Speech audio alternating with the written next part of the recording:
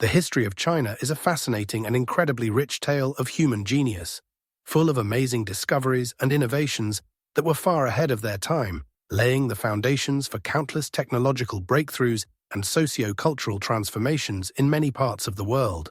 These inventions and unique knowledge not only helped the development of Chinese civilization itself, allowing it to reach unprecedented heights in science, art, culture, philosophy, medicine, engineering, and government, creating a powerful, long-lasting, and highly effective empire capable of maintaining stability and order over vast territories for millennia.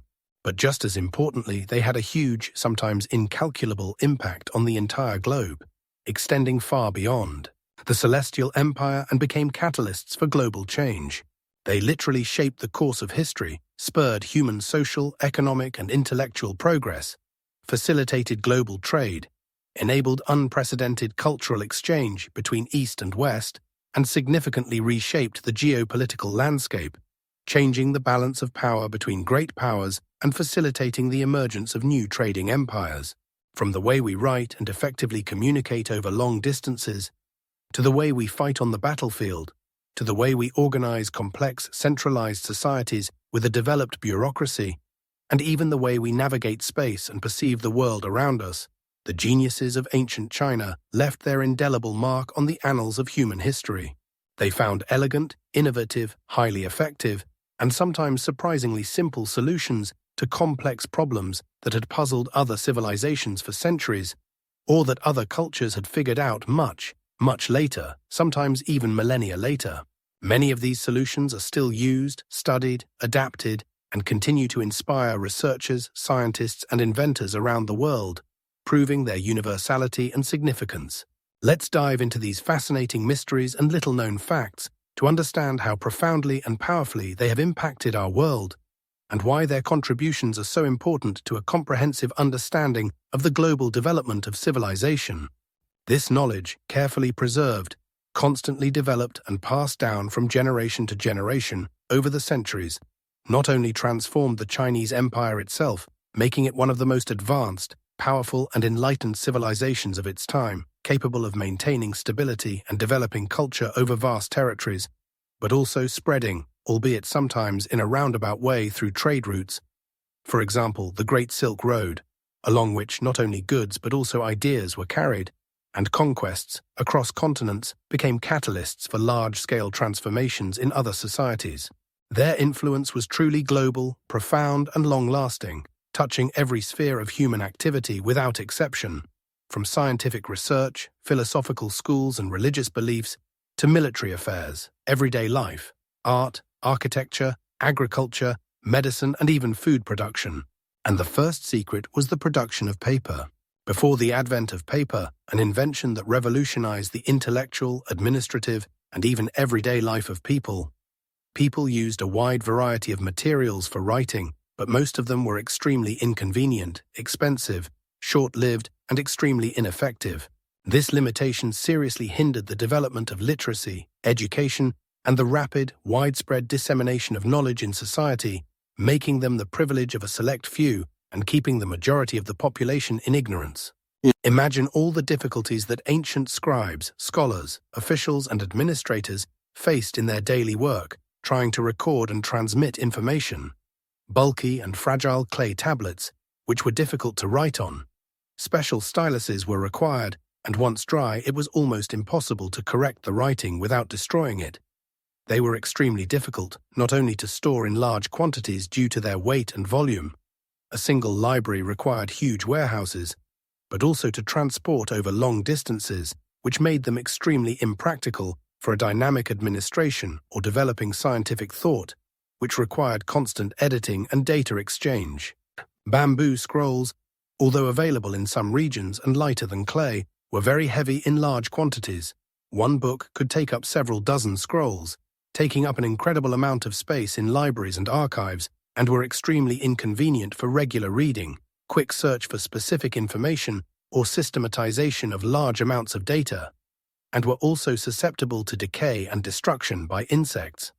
Expensive silk, which, while light and convenient for writing, could only be afforded by the wealthiest members of the elite, and its use for everyday writing, mass education, or broad administrative record-keeping was an unaffordable luxury, which sharply limited access to education and information for the majority of the population, creating a barrier between the knowledgeable and the ignorant. Or papyrus, which required specific climatic conditions for the plant to grow, mostly in Egypt, making it an import for many regions and therefore very expensive, and a complex, multi-stage processing process, which limited its production and distribution, making it a virtual exclusive commodity, available only in certain geographically limited regions. All of these materials significantly limited the availability of writing, slowed the spread of knowledge, and hindered the development of education, keeping the majority of the population in ignorance and hindering intellectual, cultural, and economic progress. Information remained the privilege of a select few, and its copying and distribution was painfully slow, prone to human error, and incredibly expensive in terms of time and resources. In ancient China, around the 2nd century AD, or more precisely ADE, during the powerful and enlightened Eastern Han dynasty, a great statesman, court eunuch, and brilliant inventor named Kai Lun made a breakthrough that would dramatically change the course of writing, education, and the transmission of knowledge for centuries to come. His contribution was so significant that his name has become synonymous with the invention of paper. He did not simply invent paper from scratch, as is sometimes mistakenly believed. Primitive forms of fibrous writing materials existed before him, but were of poor quality and expensive. But he improved and systematized the already existing, but extremely primitive and inefficient methods of making fibrous materials, turning them into scalable, cost-effective, high-quality, and highly efficient industrial production. Kai Lun carefully studied readily available, inexpensive, and renewable materials that were previously considered waste and had little value but contained valuable cellulose fibers. He used mulberry bark, the bark of the mulberry tree, which is the food of the silkworm, was often used, making the process intertwined with silk production and providing access to raw materials. Hemp fibers, derived from hemp, a plant widely grown in China that has strong fibers. Old worn-out fishing nets, which allowed for efficient recycling and reduced costs, and scraps of rags, made from linen and cotton that had been used and were unsuitable for other purposes. These ingredients were finely ground, often using mortars and pestles or water hammers, soaked in water for many hours to soften the fibers, then boiled in large cauldrons with an alkali such as wood ash or lime, until a smooth, soft, cellulose-like mass was obtained, similar to a mush or pulp. This liquid, fibrous mass was then spread evenly over a special rectangular mold with a mesh bottom, usually made of thin bamboo strips or silk threads stretched over a wooden frame. The water ran through the mesh, leaving behind a thin, uniform layer of interwoven fibers. After carefully removing the paper from the form, carefully pressing, often using heavy stones or screw presses to remove excess moisture and drying naturally in the sun or shade, the result was a lightweight, strong, smooth, ink-absorbent, and remarkably durable sheet of paper that could be folded, bound into books, and pasted together to create multi-page documents. This invention revolutionized the dissemination of information and knowledge, opening the way to mass literacy and an unprecedented intellectual awakening throughout China. Paper made the recording, copying, and dissemination of texts incomparably cheaper, easier, and more accessible than ever before. Paper made possible the mass production of books, the creation of vast and extensive state archives for the systematic storage of records, e.g., censuses, tax records, court decisions, military dispatches, the keeping of detailed administrative and commercial records, the wide and rapid dissemination of official documents, decrees, laws, and regulations throughout the vast empire, and the rapid development of personal correspondence, the exchange of ideas between scholars and schools of thought. The advent of paper became the fundamental basis for the rapid development of education at all levels, from primary schools for children to higher education for the elite and civil servants, science, literature, art, and culture in general. The mass production of books, scrolls, atlases, maps, drawings, and documents became a reality, which in turn led to a significant increase in literacy among the population, an acceleration of scientific progress, as knowledge was more quickly disseminated and accumulated, and a more efficient and rapid transfer of knowledge between generations, regions, and even countries. Without paper, the printing press that came later would not have had such a large-scale and profound impact on civilization, and the world as we know it would be very different. As not only did paper transform China, contributing to its rise to prominence, the formation of a unique and powerful bureaucratic system of government, the development of an imperial examination system, which required vast quantities of educational materials to prepare officials, and the creation of vast libraries. But it also spread along the Silk Road, first to the Islamic world in the 8th century. After the Battle of Talas in India, when the Arabs captured Chinese papermakers, initiating papermaking in Samarkand, and then to Baghdad and Egypt, and then to Europe in the 11th and 12th centuries via Arab-controlled Spain and Italy, especially Sicily, forever transformed Western civilization, becoming one of the cornerstones of the Renaissance, Reformation, and Enlightenment, and accelerating the scientific and industrial revolutions. It was not just material, but a catalyst for the global Enlightenment, the democratization of knowledge, and the unprecedented intellectual exchange that shaped the modern world. The second was gunpowder. The discovery of gunpowder in 9th century China was one of the most unexpected and perhaps most influential accidents in world history, forever changing warfare, the political landscape, and the balance of power between civilizations for centuries to come. It was not discovered in military laboratories, but in the secluded chambers of Taoist alchemists, whose primary goal was something entirely different.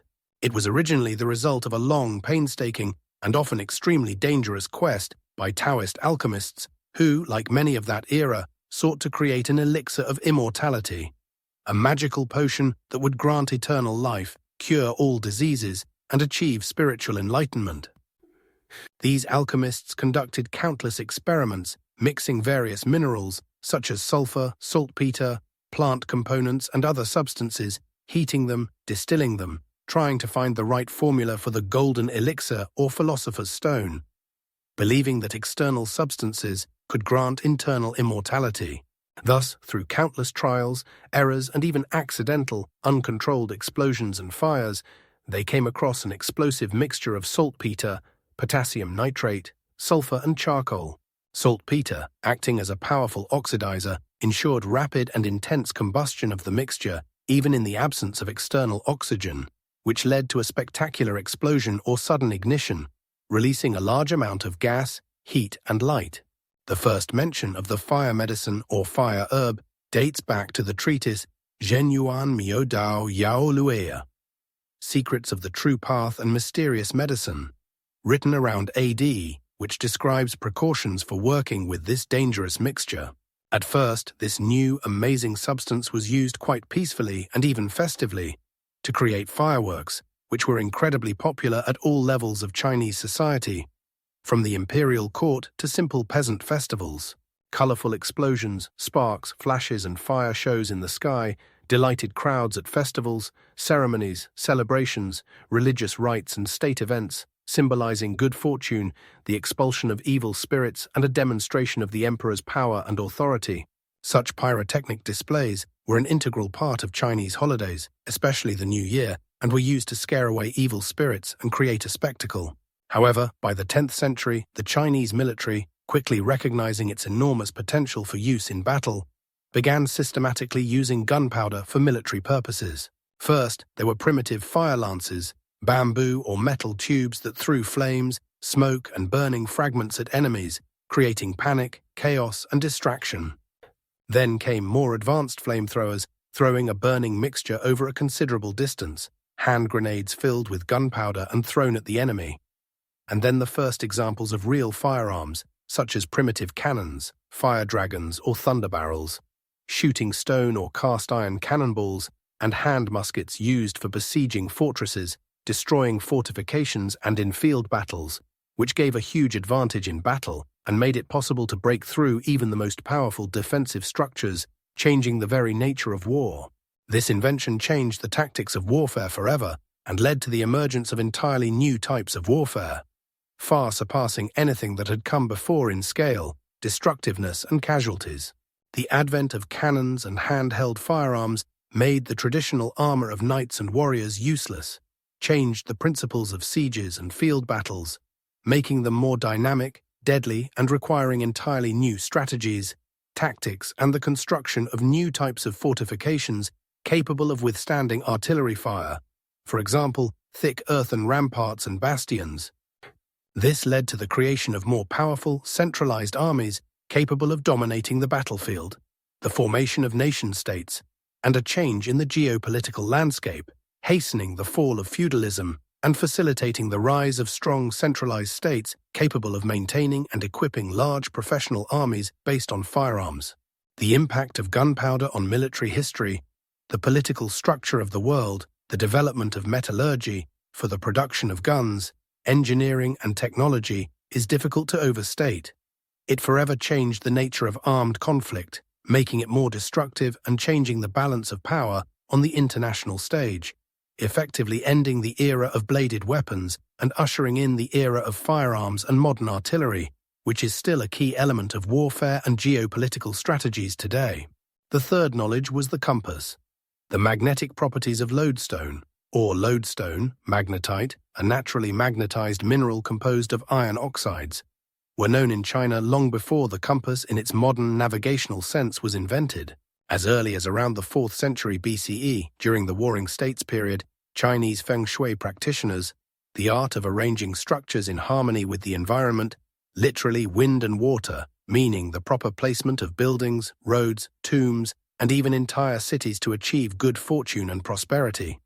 And fortune tellers use these properties to create primitive devices for determining the proper placement of buildings, tombs, temples, palaces, and even city layouts, as well as for fortune-telling and predicting the future.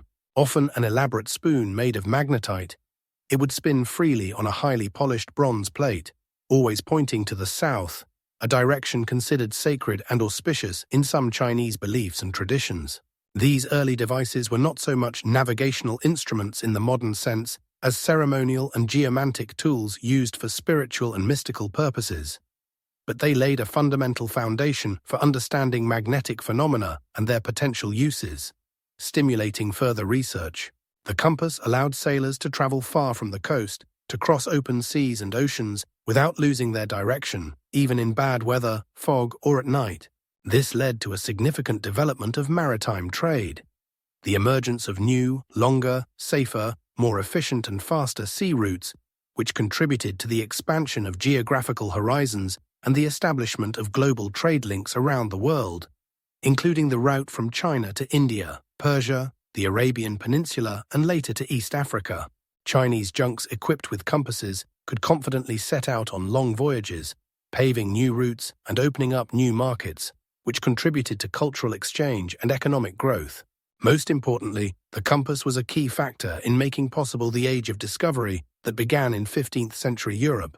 Without the compass, long and risky voyages, such as Christopher Columbus's voyage across the Atlantic in search of a new route to India or Vasco da Gama's around Africa, would have been virtually impossible and their success highly unlikely, since they would have relied on luck and favorable weather rather than on precise navigation. The compass has become an indispensable tool for exploring the world, connecting continents, cultural exchange and globalization, facilitating the dissemination of knowledge, technology, goods, plants, animals, cultural traditions, and even diseases across the globe. Its influence on the formation of the modern world, its economy, geopolitics, and interconnections is difficult to overestimate. It opened new horizons for humanity and stimulated the development of precise cartography, oceanography, and shipbuilding, as well as astronomy and geography.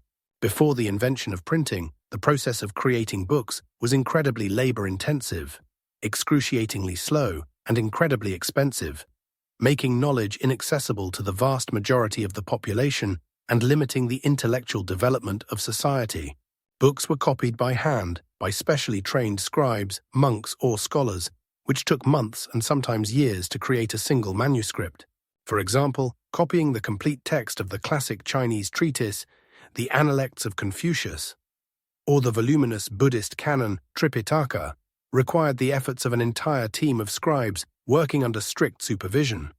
But even so, errors were inevitable, and the speed of work remained extremely slow. This made books extremely rare and valuable treasures, accessible only to a very small elite.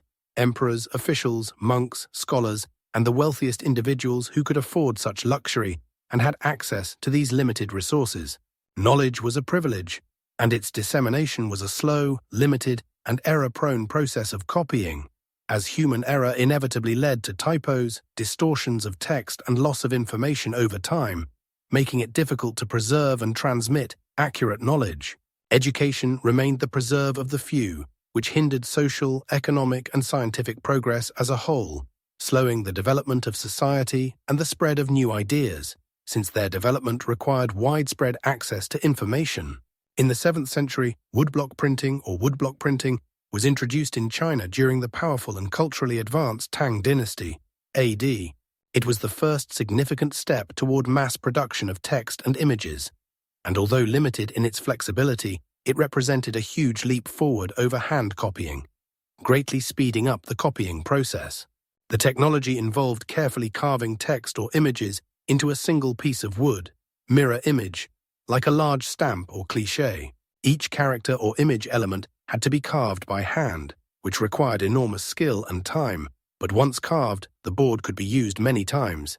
Each page of a book required a separate, unique board.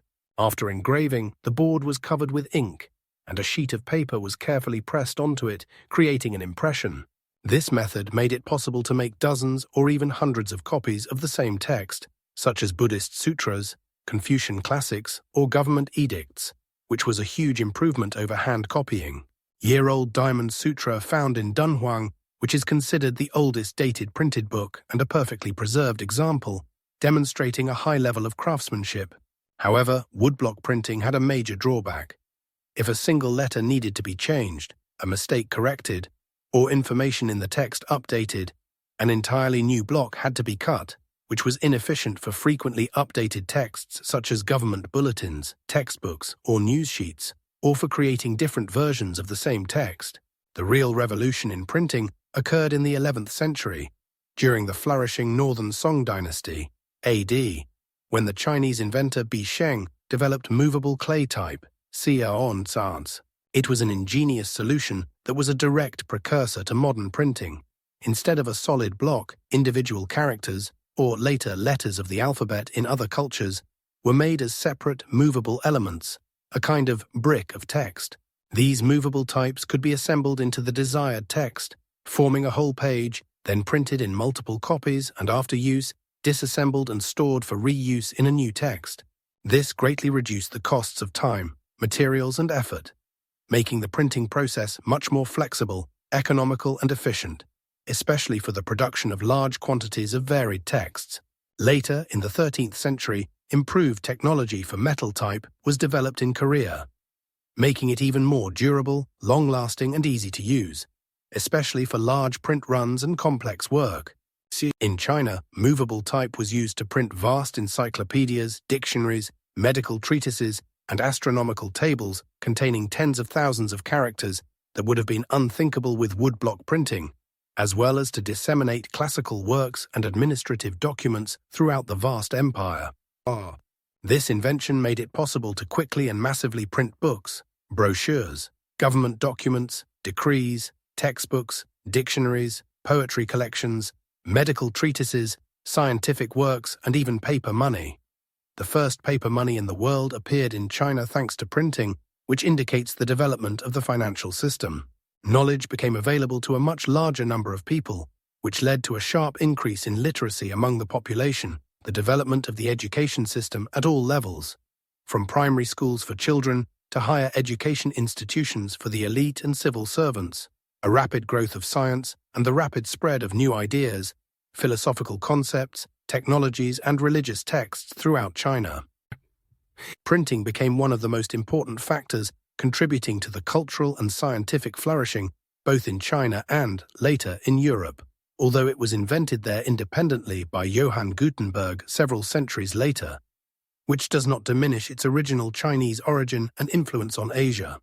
It changed the way cultural heritage was preserved, disseminated, and transmitted, accelerating scientific progress, fostering critical thinking, shaping new intellectual movements, and training large numbers of qualified professionals in all fields of knowledge, from astronomy and medicine to engineering and public administration.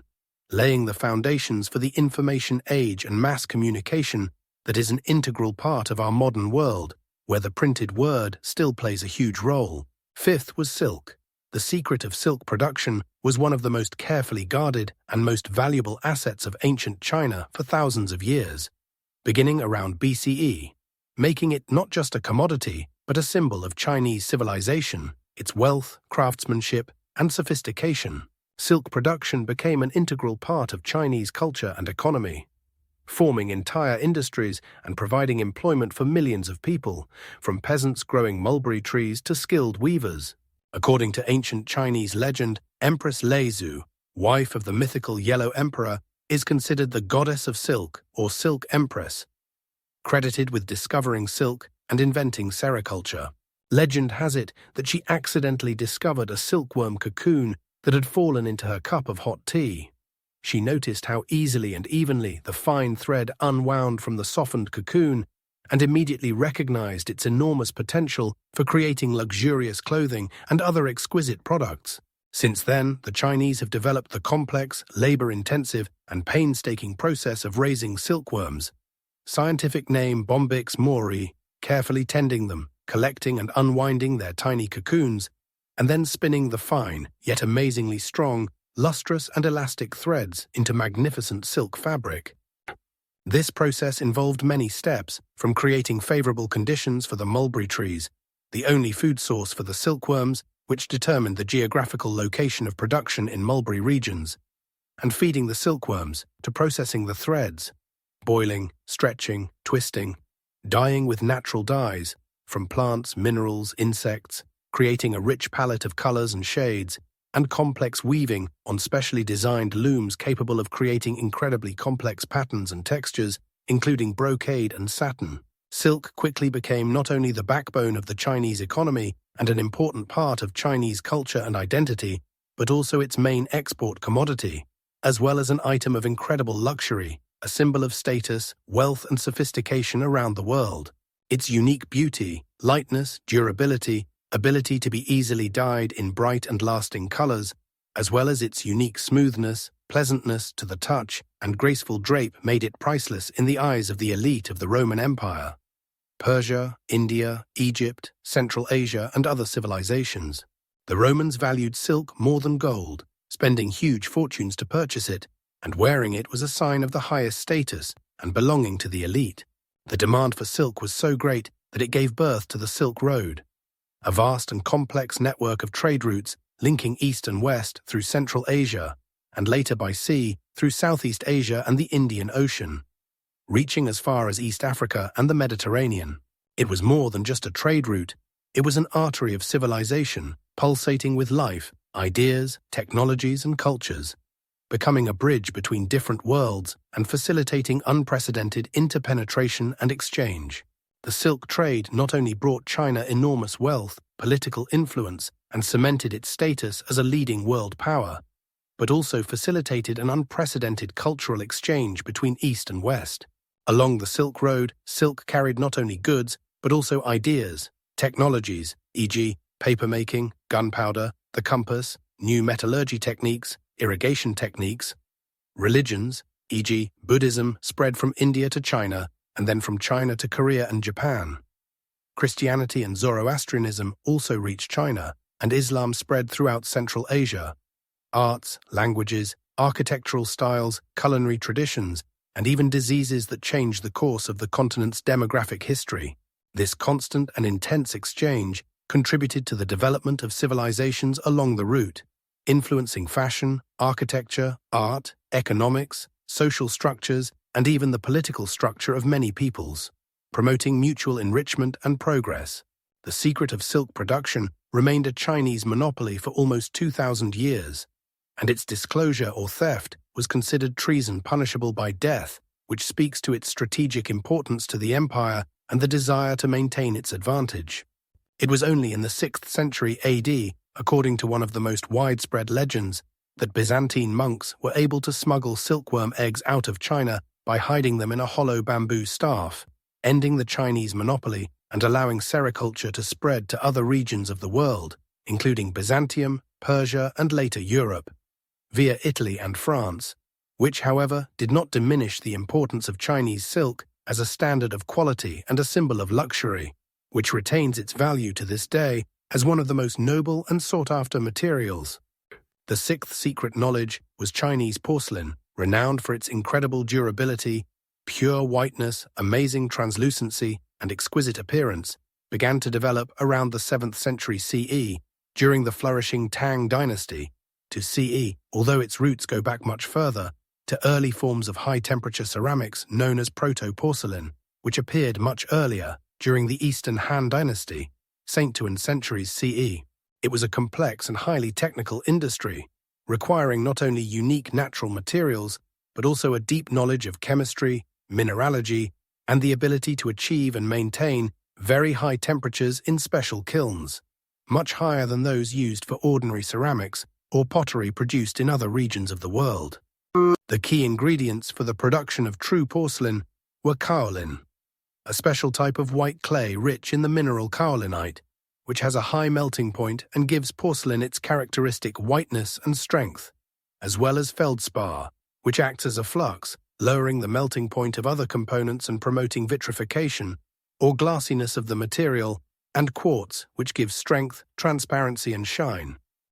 These components were carefully mixed in precise proportions, finely ground into a powder, then molded into the desired pieces by hand or on a potter's wheel, and then fired at extremely high temperatures reaching over 1,300 degrees Celsius, resulting in vitrification, a transformation into a dense, glassy, non-porous, waterproof, chemically resistant, resonant, and very durable material.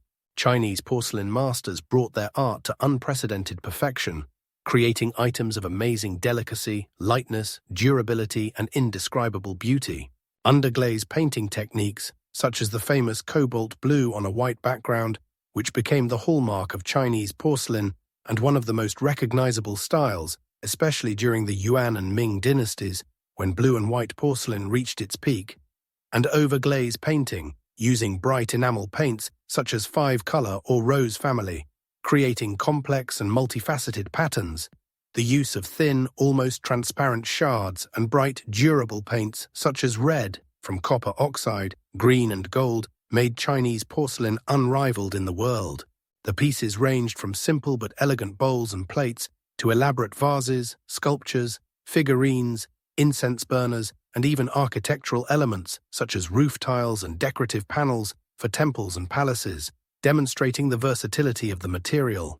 Porcelain became more than just tableware or household items, but a true work of art, a luxury item, a symbol of high status, exquisite taste, and sophistication throughout the world.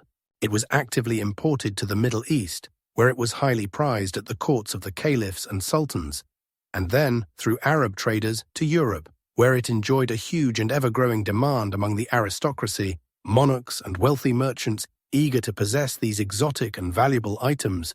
The European potters and alchemists tried in vain to reproduce Chinese porcelain for centuries, conducting countless experiments and spending huge amounts of money, but without knowledge of the unique materials and precise firing technology.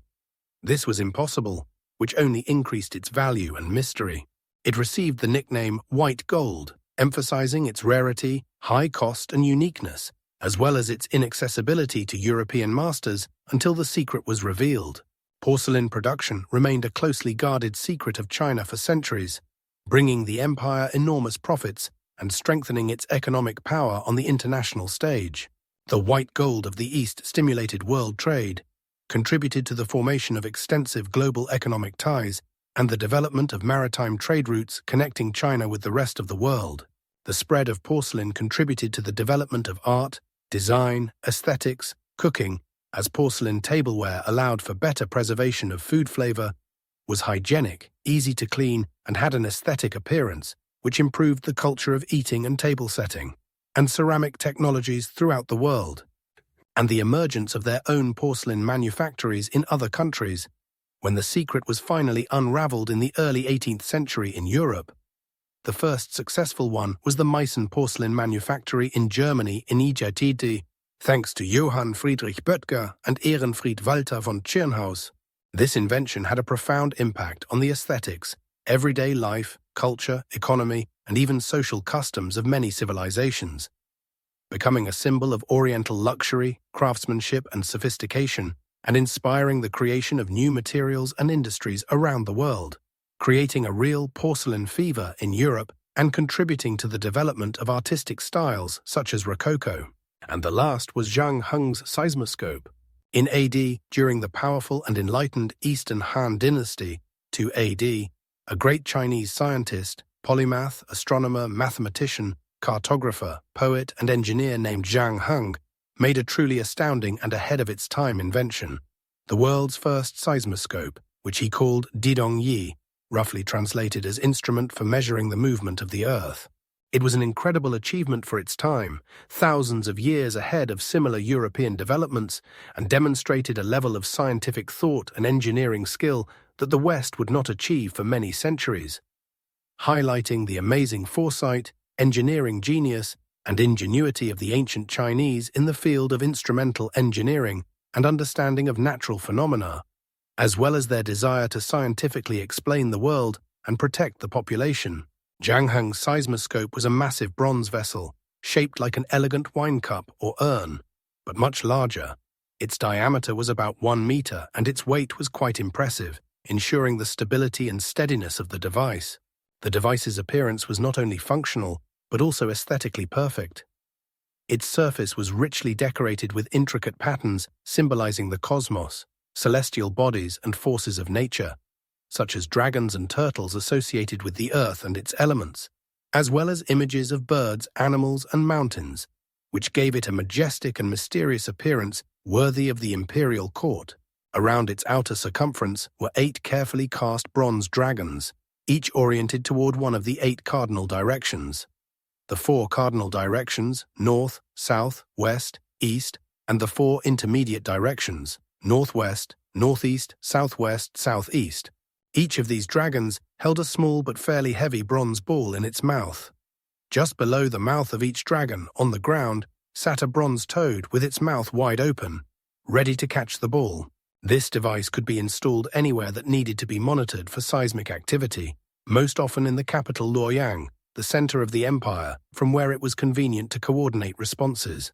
The principle of the device was ingeniously simple, but at the same time incredibly sensitive and effective, based on the precise laws of mechanics and inertia. Inside the hollow vessel was a complex but very sensitive pendulum mechanism, probably a freely suspended weight or a system of levers that responded to even the smallest tremors or vibrations of the earth, imperceptible to humans, but strong enough to transmit an impulse. When an earthquake occurred, even at a considerable distance from the capital, seismic waves caused vibrations that set this pendulum in motion. This movement, in turn, activated a complex but perfectly calibrated lever system that caused one of the 8 dragons, positioned in the direction of the earthquake's epicenter, to open its mouth. A bronze ball would fall from the dragon's mouth directly into the mouth of the corresponding toad located below, producing a distinctive sound as the ball fell, attracting the immediate attention of guards and palace officials, who could immediately record the event and its direction. For example, in CE, Zhang Heng's seismoscope detected an earthquake hundreds of kilometers west of Luoyang, long before news of the devastation reached the capital, allowing aid to be sent to the affected region quickly, saving lives and preventing further suffering, since information about the scale of the disaster could be obtained in advance. This unique device allowed the Chinese authorities to immediately learn about earthquakes that could occur hundreds or even thousands of kilometers away from the capital, in remote provinces of the empire, where information could take weeks to arrive. Knowing the direction from which the earthquake came, from the dragon that spat out the ball, the government could quickly respond to disasters, sending aid, provisions, doctors, and rescue teams to the affected areas, which significantly reduced human casualties, minimized damage to infrastructure, and also contributed to a rapid assessment of the scale of the disaster and the organization of effective recovery efforts, demonstrating a high degree of centralized management and concern for the population. Although the exact mechanism of its operation was lost to time and was not known outside China until much later, in Europe the first seismographs using similar principles did not appear until the 17th century, with inventions such as Luca Ghini's seismoscope in the SE. but fully functional instruments only in the SER, such as John Milne's seismograph. Its very existence and the numerous historical accounts of its successful operation demonstrate the high level of engineering, deep scientific understanding of natural phenomena, and exceptional concern for the well-being of the people in ancient China. This invention highlights the uniqueness, advancement, and innovative spirit of ancient Chinese science and technology, demonstrating that scientific progress was not the monopoly of any one region of the world, but developed in different civilizations, sometimes in parallel, sometimes ahead of each other by millennia, testifying to the universality of the human desire for knowledge and protection, as well as to minimize the effects of natural disasters. These 7 great achievements of ancient China, sometimes the result of inquisitive minds and experimentation, and sometimes the deliberate development of brilliant engineers and scientists, were turning points in human history. They not only shaped Chinese civilization, allowing it to achieve unprecedented levels of development, power, and cultural flourishing over the millennia, but also had a profound systemic impact on the entire world. Their discoveries and inventions demonstrate the extraordinary genius, vision, hard work, and innovative spirit of the ancient Chinese, whose ideas and technologies continue to influence us today.